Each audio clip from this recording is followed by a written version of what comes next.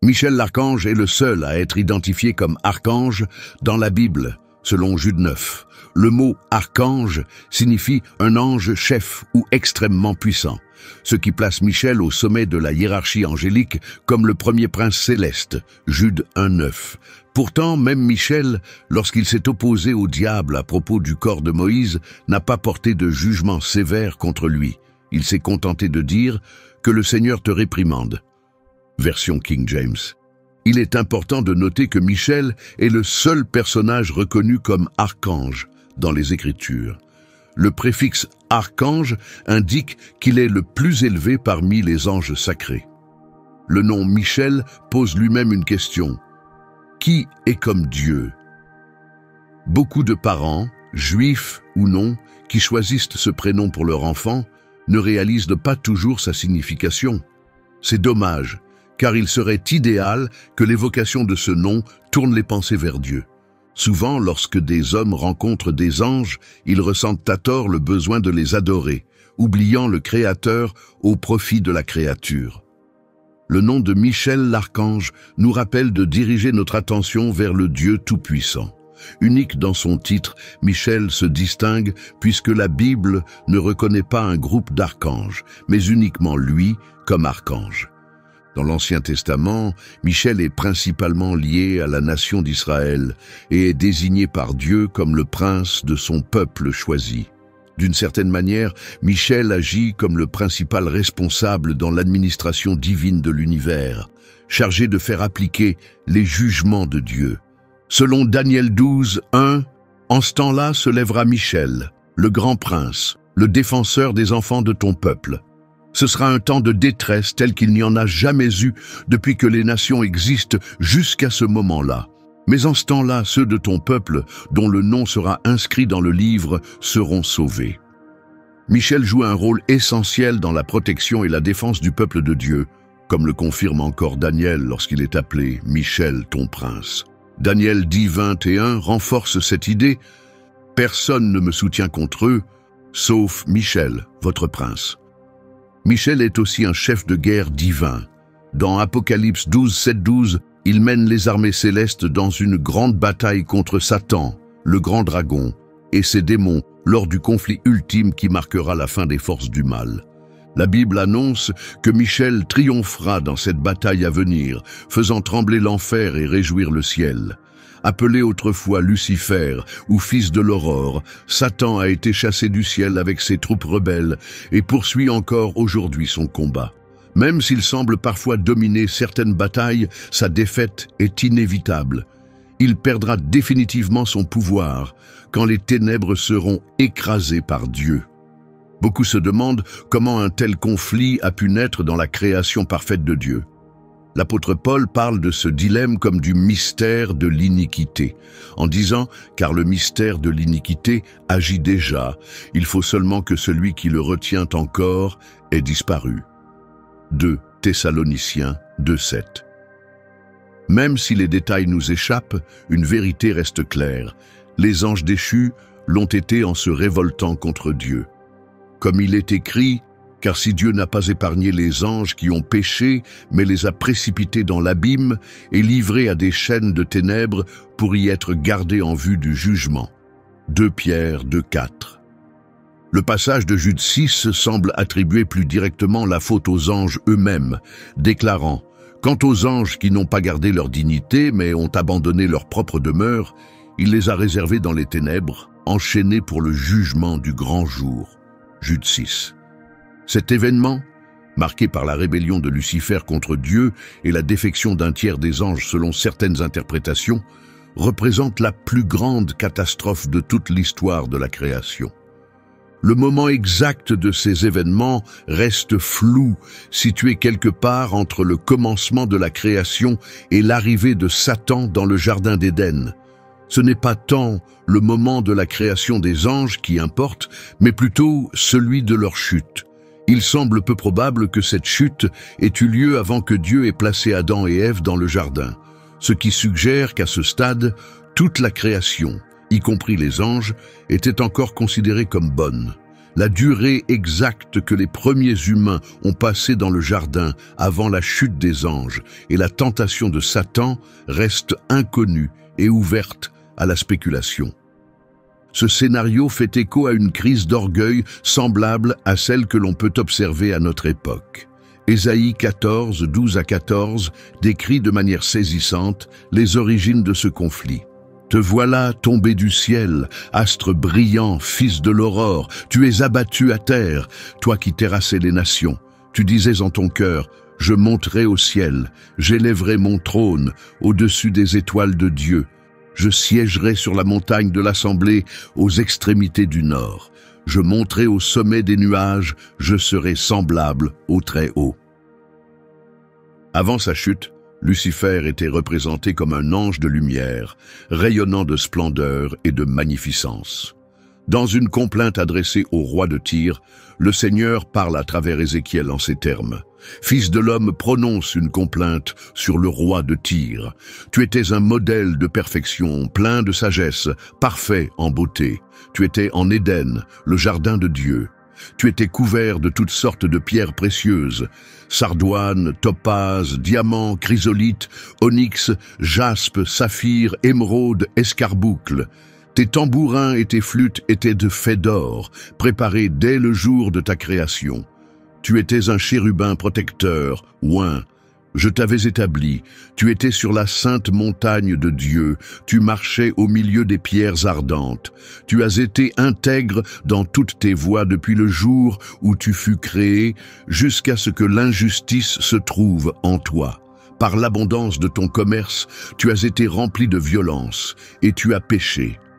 Je t'ai précipité de la montagne de Dieu, et je t'ai fait disparaître, chérubin protecteur, du milieu des pierres ardentes. Ton cœur s'est enorgueilli à cause de ta beauté, tu as corrompu ta sagesse à cause de ton éclat. Je t'ai jeté à terre, je t'ai donné en spectacle au roi, afin qu'il te regarde. Ézéchiel 28, 12, 17. Certains interprètent que lors de la révolte de Lucifer contre Dieu, jusqu'à 1/3 des êtres célestes se seraient rangés à ses côtés, déclenchant une bataille cosmique qui continue encore aujourd'hui et culminera à l'Armageddon, avec la victoire du Christ et de ses armées angéliques. Dans son ouvrage éclairant tout sur les anges, Leslie Miller souligne que la Bible représente souvent les anges sous la forme d'étoiles. Ce langage symbolique explique pourquoi Lucifer était d'abord appelé l'astre du matin avant sa chute. L'apôtre Jean reprend cette image dans l'Apocalypse, écrivant « Sa queue entraînait le tiers des étoiles du ciel et les jetait sur la terre. Le dragon se tint devant la femme qui allait enfanter afin de dévorer son enfant dès qu'elle aurait accouché. » Apocalypse 12, 4. Il est fascinant de penser que notre planète se trouve au centre d'un conflit cosmique, un combat qui influence tout l'univers. Il est incroyable d'imaginer que nous, qui ne sommes ici que pour un court instant, jouons un rôle dans cette lutte éternelle. Difficile à croire, mais des êtres célestes venus d'au-delà de notre monde sont impliqués dans une guerre centrée sur la Terre. Ce conflit monumental a débuté dans le jardin d'Éden, que l'on situe entre les fleuves Tigre et Euphrate, au Moyen-Orient. C'est là que les forces de Dieu intensifient leur action, alors que nous approchons de la fin des temps, affaiblissant peu à peu le pouvoir de Satan. Michel, l'archange sous l'ordre divin, rassemble actuellement ses troupes pour l'affrontement final, appelé Armageddon. La Bible décrit finalement le ciel comme victorieux, Satan y étant essentiellement vaincu. Pourtant, il est clair que Dieu ne l'a pas encore totalement retiré de notre monde. Les Écritures affirment que, lorsque Jésus reviendra, Dieu enverra ses anges pour prononcer le jugement final et faire disparaître Satan à jamais. Lors de ce retour glorieux, Michel, l'archange, annoncera la venue du Seigneur par un cri de victoire, proclamant la bonne nouvelle du retour de Jésus-Christ. Il apporte aussi l'espoir aux morts en Christ en annonçant leur résurrection imminente. Car le Seigneur lui-même descendra du ciel avec un cri de commandement, avec la voix de l'archange et le son de la trompette de Dieu, et les morts en Christ ressusciteront les premiers. 1 Thessaloniciens 4:14. Daniel et l'ange. Le prophète Daniel est le premier à nous présenter Michel. Daniel cherchait des réponses par la prière quand Dieu lui envoya un messager. Cependant, ce dernier rencontra des obstacles en chemin. Daniel explique « Mais Michel, l'un des premiers princes, vint à mon aide. » Ainsi, Michel jouait un rôle clé pour permettre la transmission sans entrave du message divin. Il est naturel de considérer Michel comme un général, car chacune de ses apparitions est liée à des combats spirituels. Michel est notamment chargé d'une mission particulière envers Israël. Dans Daniel 10:21 et 12:1, il est reconnu comme le prince de cette nation. Daniel 10:21. Mais je vais te révéler ce qui est inscrit dans le livre de la vérité. Personne ne me soutient contre eux, sauf Michel, votre prince. En ce temps-là, se lèvera Michel, le grand prince, le défenseur des enfants de ton peuple. Ce sera un temps de détresse tel qu'il n'y en a jamais eu depuis que les nations existent. Mais en ce temps-là, ton peuple sera sauvé, tous ceux dont le nom sera trouvé inscrit dans le livre. Daniel 12:1. Beaucoup ignorent l'importance du rôle que jouent les anges dans les affaires humaines. Cette lutte éternelle entre les êtres célestes fidèles à Dieu et les anges déchus alliés à Satan est décrite avec force dans le livre de Daniel. Il y dévoile un conflit intense entre les messagers divins et les esprits des ténèbres. Durant une période de deuil profond qui dura 3 semaines, Daniel reçut la visite d'un ange. Daniel 10:3. Je ne mangeai aucun mets délicat, ni viande, ni vin n'entrèrent dans ma bouche, et je ne me parfumai pas jusqu'à ce que les 3 semaines soient accomplies. Daniel avait renoncé au pain, à la viande et au vin, et s'était abstenu d'huile, tandis qu'il se tenait près du fleuve Tigre. Soudain, une figure vêtue de lin apparut devant lui, son visage brillant comme l'éclair et ses yeux comme des flammes. Sa voix retentissait comme une foule en tumulte. Daniel fut le seul à voir la vision. Les hommes qui l'accompagnaient ressentirent quelque chose d'effrayant et s'enfuirent pour se cacher. Submergé par cette apparition, Daniel perdit toute force et se retrouva seul face à cet être céleste. La présence de l'ange le bouleversa profondément. Bien qu'il se soit effondré dans un profond sommeil, il fut réveillé par la main et la voix de l'ange Gabriel. Gabriel lui expliqua qu'il avait été envoyé dès le début de sa prière, mais qu'il avait été retenu par un prince démoniaque lors d'un combat acharné. C'est alors que Michel intervint, aidant Gabriel et lui, permettant de parvenir jusqu'à Daniel sans entrave. L'ange avait un message important à transmettre. Il était chargé de révéler à Daniel les événements que Dieu avait prévus pour le monde, en particulier pour Israël à la fin des temps. Submergé par l'ampleur du message, Daniel devint faible et perdit la parole. L'ange toucha alors ses lèvres, ce qui lui rendit la force et la capacité de parler. Après avoir accompli sa mission, l'ange informa Daniel qu'il retournerait au combat en cours contre le prince démoniaque, poursuivant la lutte entre les forces de la lumière et celles des ténèbres. Tout au long de cette expérience profonde, Daniel était pleinement conscient et lucide. Il ne s'agissait ni d'un rêve, ni d'une hallucination. Il s'agissait d'une rencontre réelle avec un être véritable. Daniel priait avec ferveur pour le peuple d'Israël, et ses prières furent entendues. Ces 3 semaines de prière, accompagnées de jeûnes, furent d'une grande efficacité. À ce moment crucial, un messager céleste vint lui confirmer que ses prières avaient été reçues et exaucées. Cette expérience montre clairement que les délais ne sont pas des refus et que la volonté permissive de Dieu intervient dans tous les aspects de la vie humaine.